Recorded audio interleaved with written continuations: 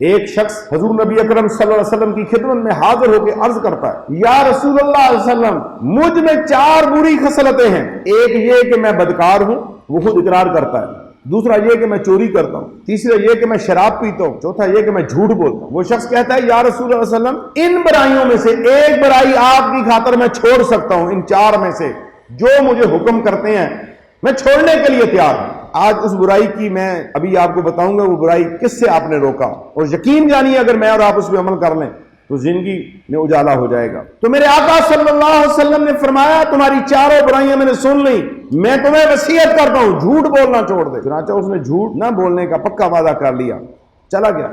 اور جب رات آئی، وہ رات کے وقت عادی تھا شراب پینے، اور اس کا دل چاہا تو پھر بدکاری کے لیے بھی آمادہ ہوا۔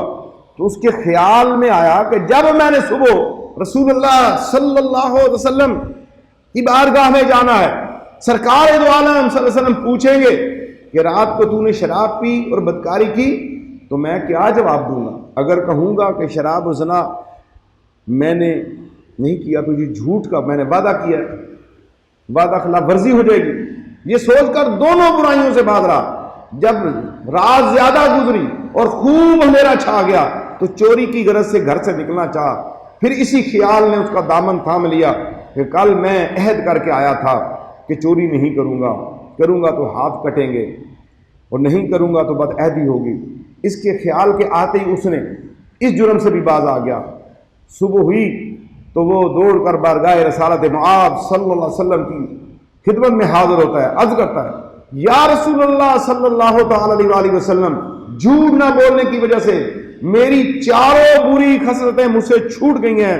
حضور نبی مکرم صلی اللہ تعالی وسلم یہ سن کر بہت مسرور ہوئے، مسکرائے۔ دیکھیں، ایک جھوٹ جو ہے کئی گناہوں کی، برائیوں کی، بیماریوں کی جڑ ہے، تو ہمیں اس سے پرہیز کرنا، کیونکہ اللہ تبارک و تعالی قرآن میں ارشاد فرماتا ہے، وَمَنْ أَصْدَقُ مِنَ اللَّهِ حَدِيثًا، اور کوئی ہے سچا اللہ تعالیٰ سے زیادہ بات میں۔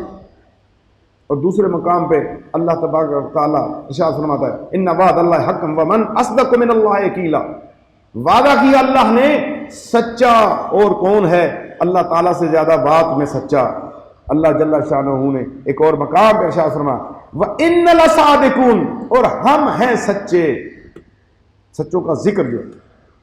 اور اللہ تبارک و تعالیٰ قرآن مجید میں ارشاد فرماتا ہے، اللہ تعالیٰ اس کے رسول نے سچ فرمایا، وَصَدَقَ اللَّهُ وَرَسُولُهُ، سورہ احزاب کے اندر اللہ رب العالمین قرآن مجید میں ایک اور مقام فرماتا ہے، وَصَدَقَ الْمُرْسَلُونَ، کہ یہ جو میرے نبی ہیں، یہ رسول جو ہیں، یہ انہوں نے سچ فرمایا ہے۔ اور سچائی ایک ایسی چیز ہے جس کے متعلق اللہ تبارک و تعالی ارشاد فرماتا ہے، اللہ نے فرمایا وہ دن جس میں فائدہ پہنچائے گا سچوں کو ان کا سچ، هَذَا يَوْمُ يَنفَعُ الصِّدِّيقِينَ صدقهم لهم جنت تجری من تحت الانہار خالدین فیہا ابدا، کہ ان کے سچ کی وجہ سے وہ ہمیشہ ہمیشہ جنت میں رہیں گے، رضی اللہ عنہم ورضوا عنہ، اللہ ان پر راضی ہو گیا۔ اور کتنی بڑی بشارت سچائی والوں کے لیے، ذالک الفوز العظیم، یہ بہت بڑی کامیابی ہے۔